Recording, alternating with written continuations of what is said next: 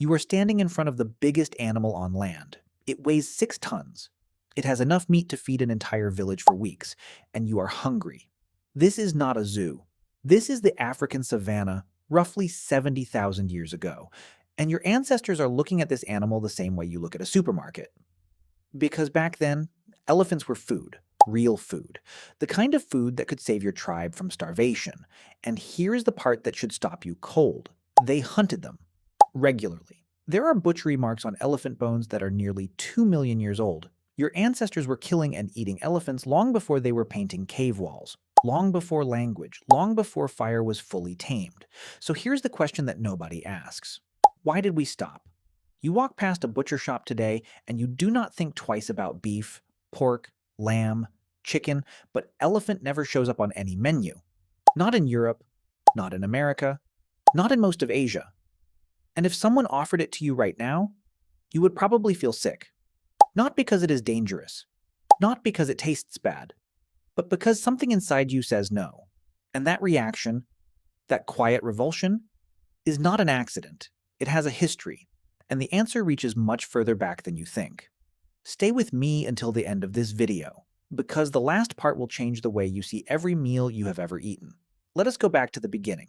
2 million years ago, the earliest members of our genus, Homo habilis, then Homo erectus, were living on the African plains. And the elephant was not sacred. It was not symbolic. It was protein. Archaeologists in Olduvai Gorge in Tanzania have found elephant bones with unmistakable stone tool cut marks on them, dating back roughly 1.8 million years. These were not scavenger scraps. The marks show precise butchery. Deep slices along the leg bones to strip meat, chopping blows to access marrow. These early humans knew exactly what they were doing, and they kept doing it. A site in Israel called Gesher Benot Ya'aqov, excavated extensively in the 1990s and 2000s, contains the remains of hundreds of straight-tusked elephants alongside stone tools. Hundreds. Over a period spanning nearly 800,000 years of repeated human habitation. This was not occasional hunting. This was a food system. Elephants were a cornerstone of the early human diet.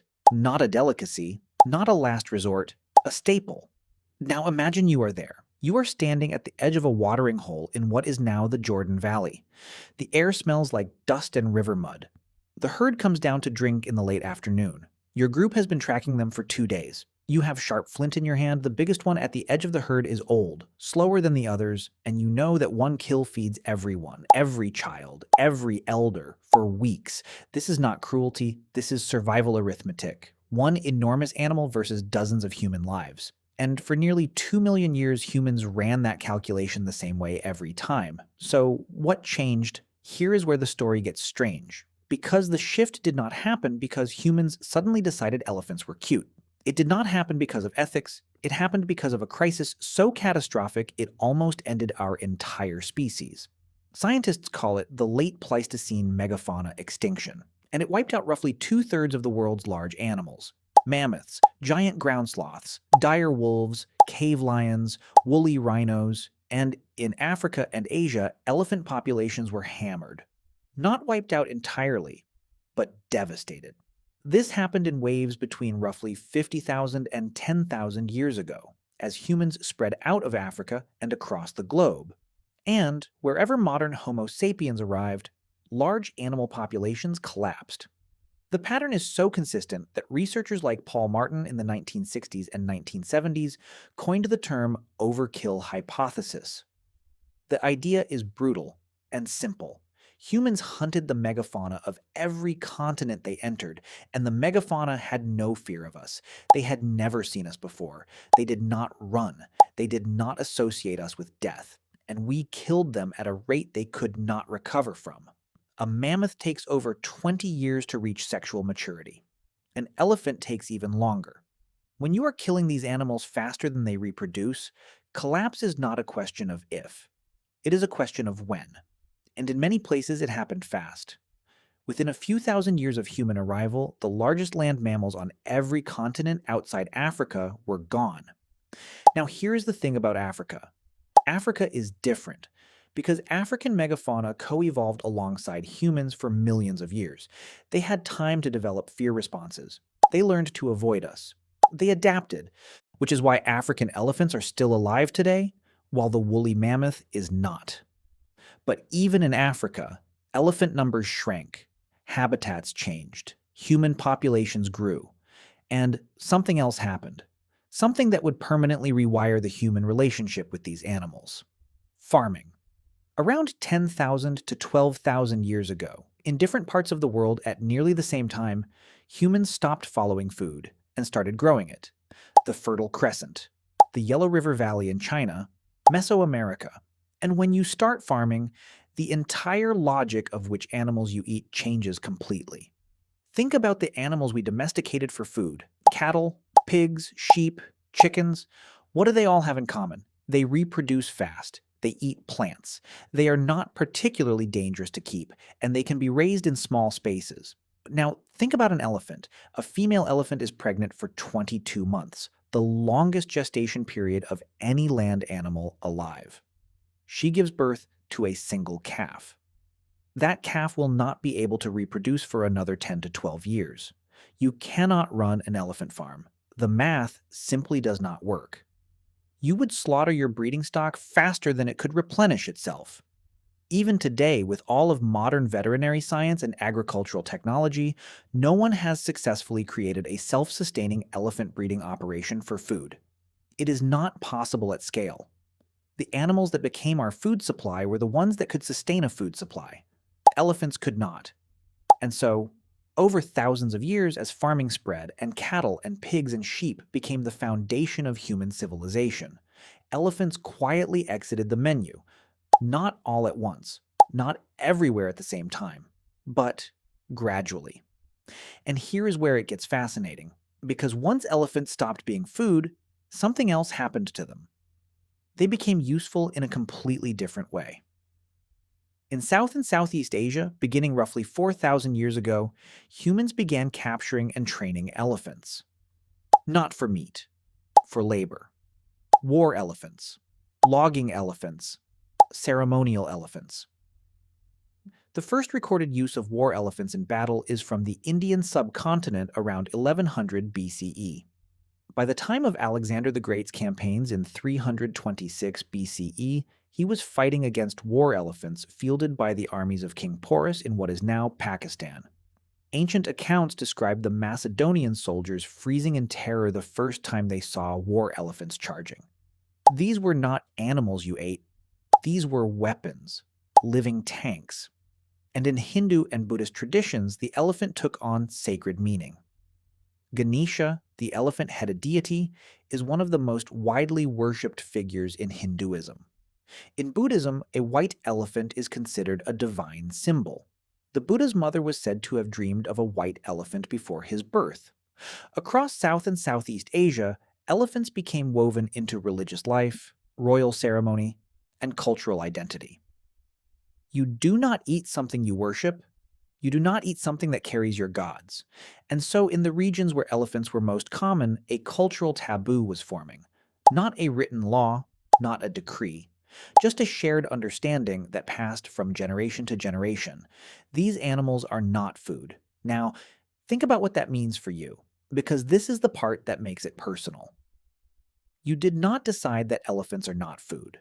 You were born into a world where that decision had already been made, thousands of years before you existed. Your sense of disgust at the idea of eating elephant meat is not your own instinct. It is inherited. Anthropologists and food psychologists call this process conditioned disgust. The researcher Paul Rozin, who spent decades studying disgust at the University of Pennsylvania, found that much of what humans refuse to eat is not based on safety or taste.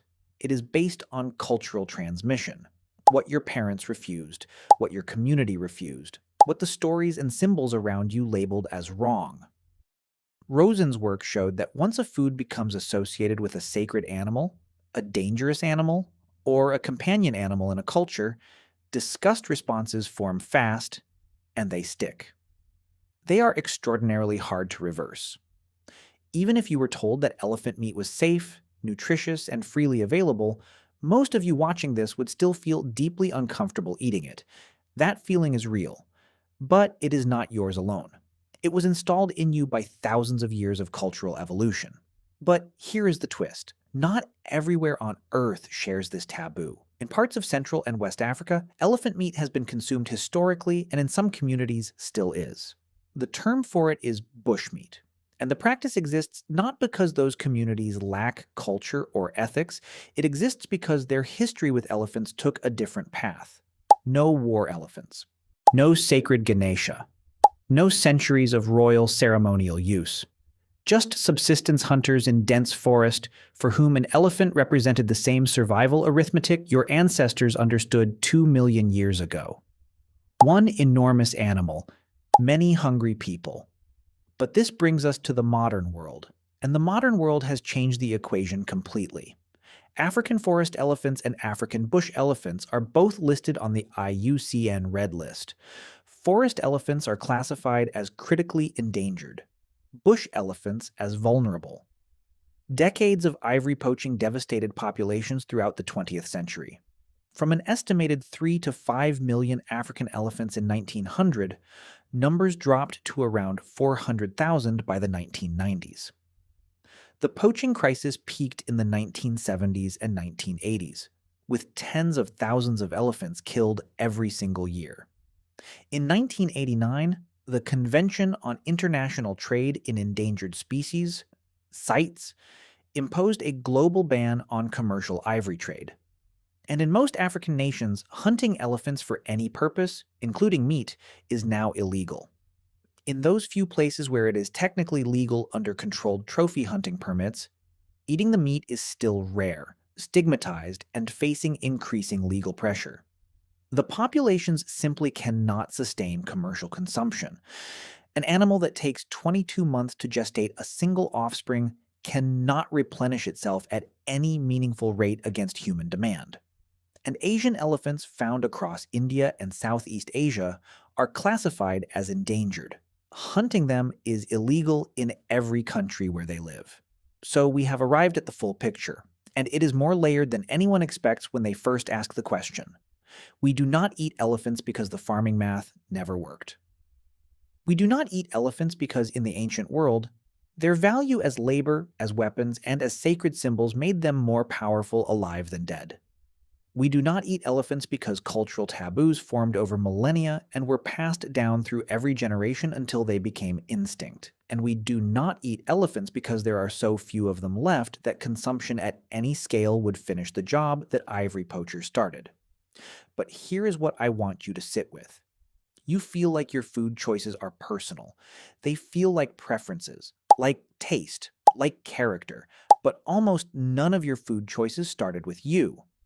They started with farmers in the Fertile Crescent 10,000 years ago, selecting which animals could feed the most people. They started with temple priests in ancient India deciding which animals carried divine weight. They started with Paul Rozin's research showing that disgust is contagious, cultural, and almost impossible to unlearn once it is in you. You feel revulsion at the idea of eating elephant. You probably feel nothing about eating a cow. But if you had been born in a different culture, at a different point in history, both of those feelings would be reversed. The animal in front of you does not determine whether it ends up on a plate. The story your culture tells about that animal does.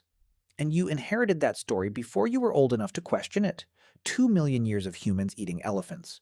Then farming changed the math. Then sacred use changed the meaning. Then extinction changed the stakes. And somewhere in the middle of all that, your ancestors quietly agreed.